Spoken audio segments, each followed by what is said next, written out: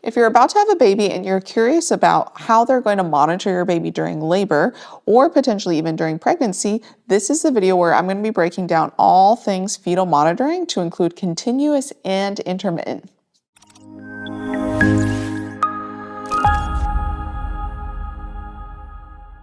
Welcome to the Mama Stay Fit YouTube channel. I'm Roxanne. I'm a certified nurse midwife and a previous labor nurse of 13 years, and I'm going to be breaking down fetal heart rate monitoring.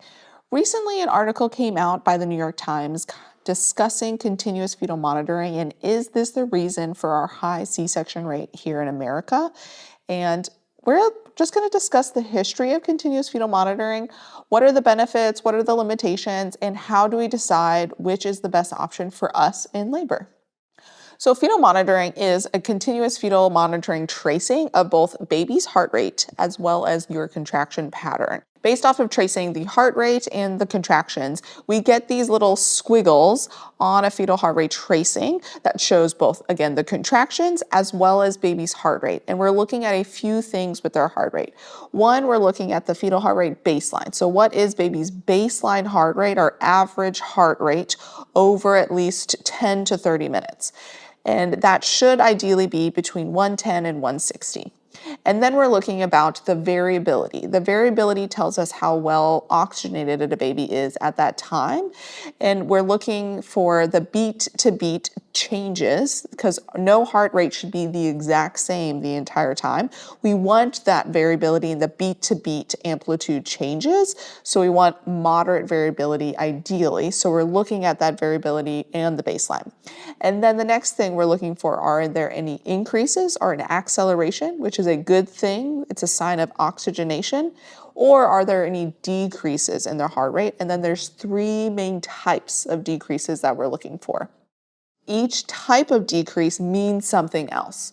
An early deceleration, not as concerning. It's usually a sign that baby's head is being compressed with good variability in early decelerations. This is still a category 1 tracing, which category 1, 2, and 3 are the three different categories that we're looking for with fetal heart rate tracings in continuous fetal monitoring. Category 1 means baby is well oxygenated, thriving, and happy.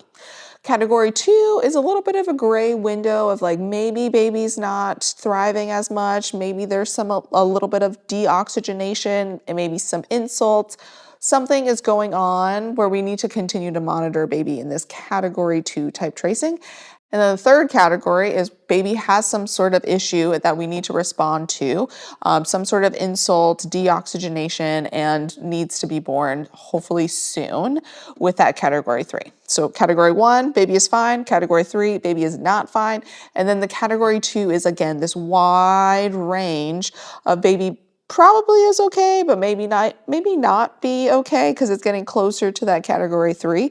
So determining when to respond to some sort of fetal monitoring tracing can be a little tricky with that category 2 over time.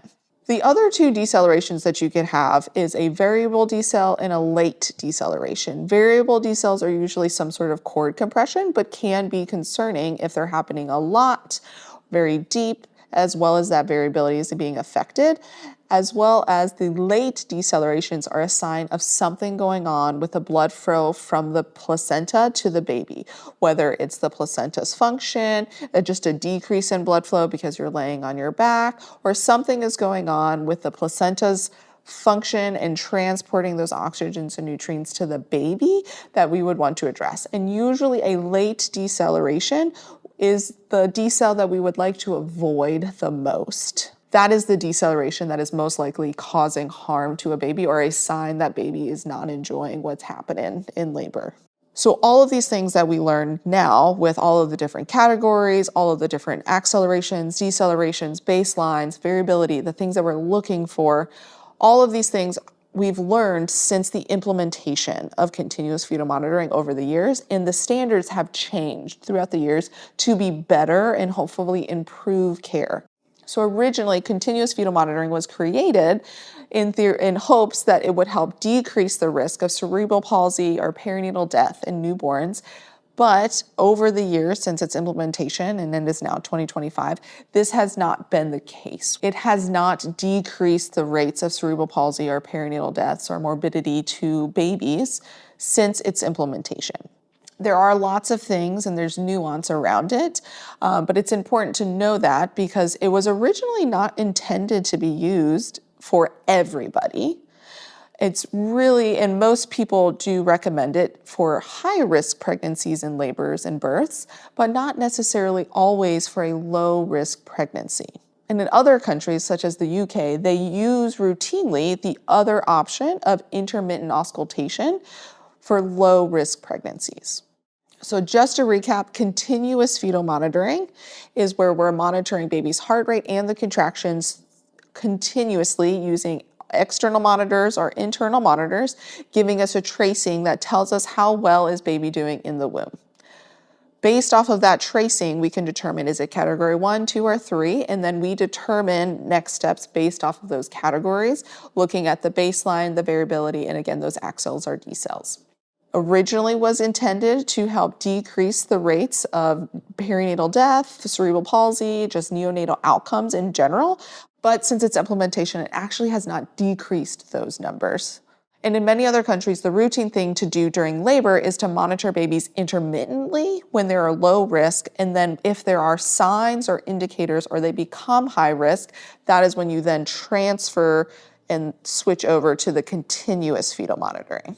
So continuous fetal monitoring was originally introduced in the 1950s, and then they started to create the monitor systems in the 1970s, and it started becoming routinely used in the 1980s in America. And so since the 1980s, a lot of things have changed where it has now almost become the gold standard for not just high-risk pregnancies, but also low-risk pregnancies. And there are different thoughts of why we're using it for every labor and birth in a hospital setting, both high and low risks. Some people will include the legality of it because you're not having that continuous tracing if you don't do continuous fetal monitoring to kind of uphold in court. But evidence-based, it is not evidence-based for a low-risk person to always be continuously fetal monitored. And even our governing bodies of ACOG recommends that we give them the option of intermittent auscultation because that is still evidence-based for a low-risk pregnancy. But what is intermittent auscultation? This is where we're either using a Pinard or a fetoscope to listen to the baby's heart rate before, during, and after a contraction, specifically during and after the contraction, to get a baseline as well as listen for any increases or decreases in the heart rate, because you cannot identify them as an acceleration or deceleration or the type of deceleration from intermittent auscultation. So it's either an increase or a decrease in the baseline heart rate. And usually that can take 1 to 3 minutes to listen to that entire thing.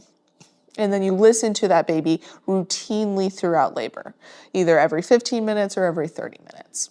And if you hear any decreases in the heart rate, that is when you would then do some sort of intervention, or potentially if you are in a community birth setting and it's happening often, transferring to a higher level of care, and that's when continuous fetal monitoring would be recommended.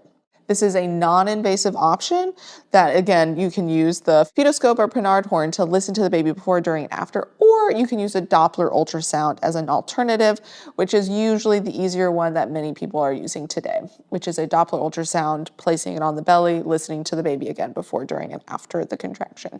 For a low-risk pregnancy and birth, studies support that intermittent auscultation does not increase the risk of cerebral palsy or perinatal death compared to continuous fetal monitoring. But there is a slight increased risk of neonatal seizures when someone uses intermittent auscultation versus continuous fetal monitoring. But it's also important to note that neonatal seizures is already a super rare occurrence, happening less than 1%, less than 0.2% of the time when using continuous fetal monitoring. So the increased risk is not substantial, but it does still exist. And that can be important for someone to know if they're deciding between continuous and intermittent auscultation. The benefits of intermittent auscultation is that they have increased mobility and being able to upright and move freely, which we know can help shorten labors and is a huge benefit because they don't have to be tied down by the monitors. It's fairly low cost because all you have to do is buy the Doppler ultrasound or the fetoscope, but it does require some skill in the providers. Not everyone is able to easily and quickly find a baby's heart rate using a Doppler ultrasound compared to when we're doing continuous fetal monitoring. It's usually a little bit easier for a lot of people to find that baby and also keep the baby on. With someone who is laboring unmedicated with intermittent auscultation, sometimes if they're moving, it can be harder to trace those babies and keep them on if you're not as skilled with intermittent auscultation. And then one of the biggest cons that most people will bring up with intermittent auscultation is that it is not a continuous tracing. You're not able to continuously listen to the baby all the time, and you may miss some decelerations that maybe isn't in that one period that you're listening to. So if it's recurrent decelerations, you're most likely going to hear those decreases when you listen every 15 to 30 minutes. But if they're non-recurrent or just periodically happening, which could be a sign that baby is starting to not tolerate, you could potentially miss those ones. And so that is a concern for many people. But with continuous fetal monitoring, we know there are also risks associated with continuous fetal monitoring, where there is an increased rate of both C-sections and operative vaginal deliveries, as well as just interventions in general. The cascade of interventions is higher when someone is being continuously fetal monitoring versus intermittently monitored. As well as not every hospital in America has continuous fetal monitoring that is wireless or portable or even waterproof. So this does limit a mobility as well as being able to be in upright movements, which potentially leads to longer labors for a lot of people. And the longer the labor, the increased risks of interventions. But with continuous fetal monitoring, there are still benefits to using continuous fetal monitoring because you do get that continuous tracing to either reassure you that baby is doing well. For some people, that is nice, or be able to identify if a baby is not doing well and intervene in a timely manner. Because with intermittent auscultation, we're not really able to, one, tell the type of deceleration that's happening or tell the variability of baby's heart rate. Whereas with continuous fetal monitoring, we can tell the variability, so we're able to identify when babies go from more of a moderate, which is a well-oxygenated, to more of a minimal variability, which could be an early sign that baby is not doing well, or a sign that something happened and baby's not doing well and we need to intervene. With intermittent auscultation, you may not have any decelerations, but that variability could change and you could miss it, which is a concern for some people. But the one takeaway with continuous fetal monitoring is that for high-risk pregnancy, it is an appropriate option, but for low-risk pregnancy, it may not be appropriate for every single person. So where does this then take us? Shared decision-making whenever we're discussing fetal monitoring, and especially a low-risk population, is beneficial because it gives them the choice and gives them the options to choose what they feel comfortable with. Because some people may choose to always be continuously fetal monitoring despite the evidence that it doesn't decrease the risk of perinatal death or cerebral palsy because they know that someone is watching their baby at all times. Whereas someone else may choose intermittent auscultation despite knowing that we're not able to watch their baby at all times, and that there is that slight increased risk of neonatal seizures. So giving them the option. So if you are pregnant and you have a low risk pregnancy and you don't want to be continuously fetal monitoring, this is the time to have a conversation with your provider because you have learned about this intermittent auscultation and how can we implement this intermittent auscultation in your care if this is the one that you're wanting despite the evidence. Or maybe you're choosing continuous fetal monitoring because that's what you feel comfortable despite the evidence. By fully understanding all of your options, it gives you all of your options to be able to choose freely versus only knowing that there is continuous fetal monitoring because intermittent auscultation isn't talked about enough. And then eventually more hospitals, because people are asking for this intermittent auscultation, more hospitals will then offer intermittent auscultation because it is evidence-based. So just to review, continuous fetal monitoring is the gold standard here in America for monitoring babies, and especially hospital systems. This is where we're continuously listening to baby's heart rate and monitoring your contractions, looking at the baseline variability, looking for any accelerations or decelerations to tell us how well baby is doing in the moment. This was implemented nationwide, almost pretty much, in most hospitals in around the 1980s and has slowly progressed in options available to date in 2025. This has been shown to increase the risk of C-sections and operative vaginal deliveries, as well as the cascade of interventions, without decreasing the rate of perinatal deaths or cerebral palsy. But it does slightly decrease the risk of neonatal seizures when we compare it to the other option of intermittent auscultation. And this is where we're listening to babies before, during, and after a contraction using either a Pinard horn, fetoscope, or a Doppler ultrasound, listening for any increases or decreases in their heart rate. And we're listening to these babies at routine intervals between 15 to 30 minutes, depending on the full picture. If we're hearing anything that is concerning, this is when we then recommend going to the continuous fetal monitoring, because then this is no longer only low risk. This is when it's maybe a little bit more concerning for fetal compromise that we would want to do continuous fetal monitoring. So for low risk populations, there are two options that they can choose of which one they want to do. And we should give them these options, and you should know these options to be able to make the choice for yourself. Intermittent auscultation allows for free range of movement, less invasive, and this could decrease the length of your labor because you're able to move freely. Whereas with continuous fetal monitoring, especially if they don't have the wireless or portable options, you do have decreased limited mobility to the length of the cord or to the bed, and this could potentially lengthen labors. So they each have their pros and cons, and you get to decide, and your patients get to decide which one they actually utilize. So while continuous fetal monitoring is a tool available to us, it's not necessarily bad or good. We potentially don't need to be using it on everybody if potentially someone would choose to have intermittent auscultation and their baby fits the criteria for that. So if you were given the option of intermittent auscultation or continuous fetal monitoring, which one did you choose and why? Or if you weren't given the option of intermittent auscultation, why would you have liked to have been given that option versus continuous fetal monitoring for your own birth? We're always open to learning and hearing from others, as well as other people reading the comments could hear your comment and feel that that resonates with their story or resonates with them as a person, and can take that into their birth to be able to advocate for themselves better. Thank you so much for listening to this entire video. And if you are pregnant or even postpartum or preparing for pregnancy or even a birth professional, check out our website at mamastayfit.com for all of our different educations, options, as well as fitness programs. And we even have our new professional course for pelvic mechanics for birth workers and movement professionals that was just released, so that we can help support our patients throughout labor and birth and pregnancy to help have a smoother, easier labor and transition into motherhood.